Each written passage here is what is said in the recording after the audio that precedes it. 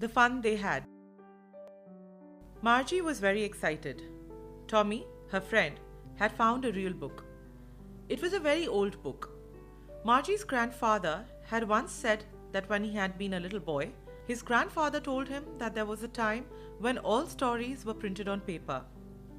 Margie and Tommy turned the pages, which were yellow and crinkly. The words stood still, and when they turned back to the page before, it had the same words on it that it had when they read it the first time. Tommy thought they would have to throw away the book after reading it. Tommy said that the book was about school, but Margie thought that there was nothing to write about school. Margie hated school. Her mechanical teacher had been giving her test after test in geography, and she had been doing worse and worse.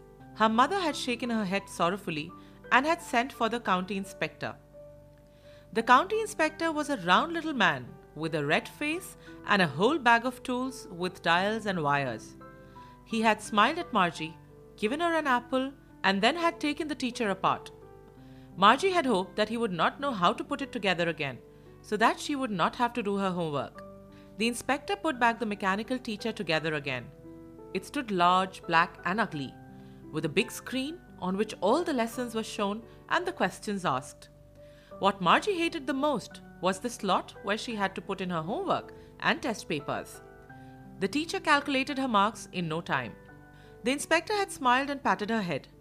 It was not Margie's fault that she had not been doing well in geography. The sector had been geared a little too quick. He had slowed it down to an average 10-year level. Tommy explained to Margie that children hundreds and hundreds of years ago went to a different kind of school. They had a special building where they went to learn their lessons. There would be a teacher who taught them, gave them homework, and asked them questions. Just then, Margie's mother reminded them that it was time for school.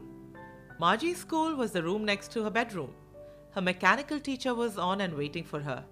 The lesson was on fractions. Margie sighed as she put in her homework.